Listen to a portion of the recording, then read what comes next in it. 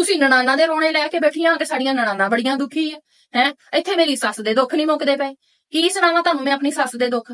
ਮੇਰੀ ਸੱਸ ਕਿੱਡੀ ਦੁਖੀ ਹੈ। ਮੇਰੀ ਸੱਸ ਦੇ ਨਾ ਸਹੁਰੇ ਚੰਗੇ ਨਿਕਲੇ ਸਾਰੀ ਜ਼ਿੰਦਗੀ। ਮੇਰੀ ਸੱਸ ਨੇ ਕਿੱਡੀ ਦੁੱਖਾਂ 'ਚ ਕੱਢੀ। ਨਾ ਸਹੁਰੇ ਚੰਗੇ ਨਿਕਲੇ, ਨਾ ਮੇਰੀ ਸੱਸ ਦਾ ਬੰਦਾ ਚੰਗਾ ਨਿਕਲਿਆ। ਜਿਹੜਾ ਬੰਦਾ ਸੀ ਮੇਰੀ ਸੱਸ ਦਾ, ਉਸ ਬੰਦੇ ਦੇ ਨਾਲ ਮੇਰੀ ਸੱਸ ਨੇ ਗੁਜ਼ਾਰਾ ਕੀਤਾ ਹੈ। ਹੋਰ ਕੋਈ ਹੁੰਦੀ ਤਾਂ ਗੁਜ਼ਾਰਾ ਨਹੀਂ ਸੀ ਕਰ ਸਕਦੀ। ਆਹੋ, ਐ ਮੇਰੀ ਸੱਸ ਕਹਿੰਦੀ ਏ, ਹੋਰ ਕੋਈ ਹੁੰਦੀ ਗੁਜ਼ਾਰਾ ਨਹੀਂ ਸੀ ਉਹਨੇ ਕਰਨਾ ਹੈਗਾ। ਹਾਂ, ਇਹ ਮੇਰੀ ਸੱਸ ਨੂੰ ਨਹੀਂ ਪਤਾ ਕਿਸ ਤਰ੍ਹਾਂ ਉਹਨੇ ਆਪਣੇ ਬੰਦੇ ਦੇ ਨਾਲ ਜ਼ਿੰਦਗੀ ਕੱਢੀ ਏ। ਮੇਰੀ ਸੱਸ ਐਡੀ ਦੁਖੀ ਏ, ਹੁਣ ਆ ਕੇ ਮੇਰੀ ਸੱਸ ਨੇ ਪੁੱਤਰ ਵਿਆਹੇ ਨੇ, ਨੂੰਹਾਂ ਵੀ ਨਹੀਂ ਚੰਗੀਆਂ ਟੱਕਰੀਆਂ ਮੇਰੀ ਸੱਸ ਨੂੰ। ਮੇਰੀ ਸੱਸ ਬੜੀ ਦੁਖੀ ਏ। ਮੇਰੀ ਸੱਸ ਨੂੰ ਕੋਈ ਰਿਸ਼ਤਾ ਨਹੀਂ ਚੰਗਾ ਮਿਲਿਆ ਹੈਗਾ। ਹੋਰ ਤੇ ਹੋਰ ਇੱਥੇ ਵੀ ਨਹੀਂ ਗੱਲ ਮੁੱਕਦੀ, ਮੇਰੀ ਸੱਸ ਦੇ ਕੁੜਮ ਵੀ ਨਹੀਂ ਚੰਗੇ।